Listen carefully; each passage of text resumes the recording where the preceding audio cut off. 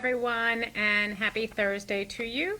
I'm Karen Dubin from Sweet Institute, and I am reading Carl Rogers on Becoming a Person, a Therapist's View of Psychotherapy, and we are currently on page 88 on the bottom. I am going to finish off this section, which is on the directions of therapy, and bring us to the bottom of page 90, right before the discovery that the core of personality is positive. So I'm going to read all of from Here She Arrives to the very end where it says point of therapy. And there's a little bit of a dual role play in here as well, or dialogue.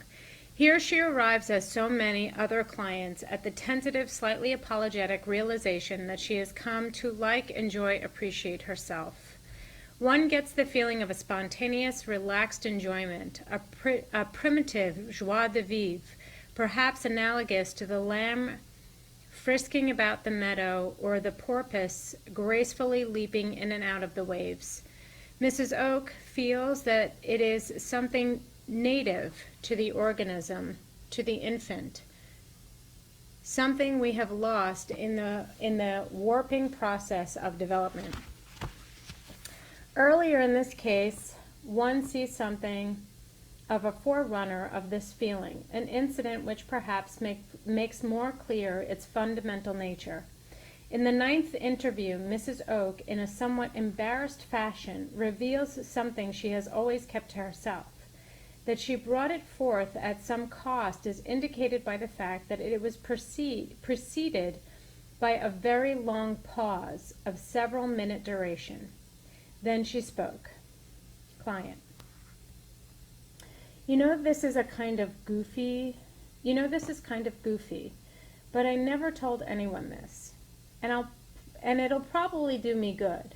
For years, probably early youth, from 17 probably on, I've had what I come to call to myself, told myself, were flashes of sanity. I never told anyone this. Another embarrassed laugh, wherein really I feel sane and pretty much aware of life and always with a terrific kind of concern and sadness of how far away, how far astray that we have actually gone.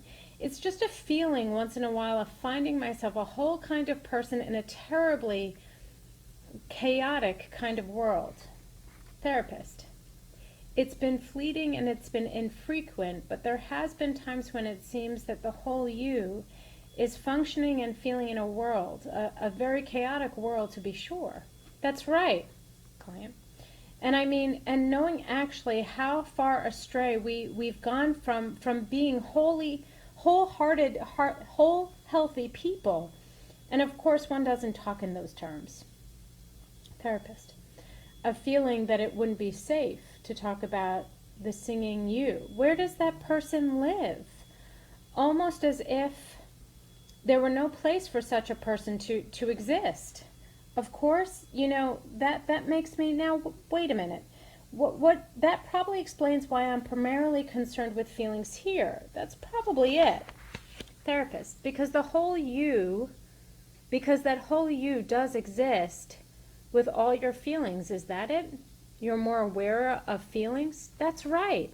It doesn't reject feelings, and that's it. Therapist. The whole you somehow lives feelings instead of somehow pushing them to one side.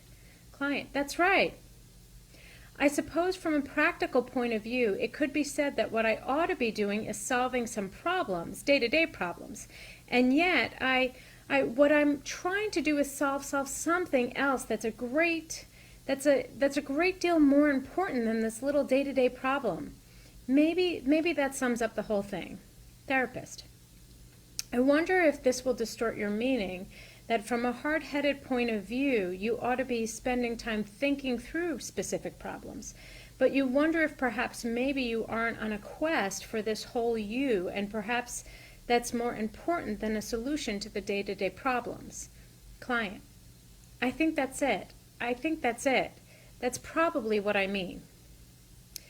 If we may legitimately put together these two experiences, and if we're satisfied in regarding them as typical, then we may say that both in therapy and in some fleeting experiences throughout her previous life, she has experienced a healthy, satisfying, enjoyable appreciation of herself as a whole and functioning creature, and that this experience occurs when she does not reject her feelings but lives them.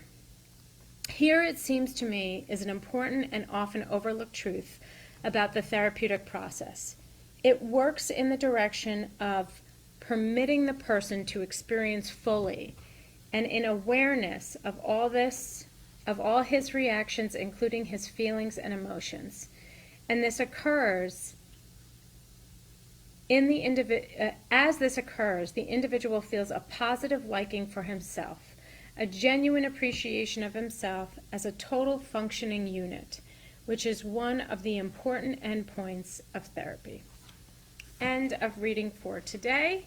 Thank you all so much, and I look forward to next time when we continue on from the bottom of page 90.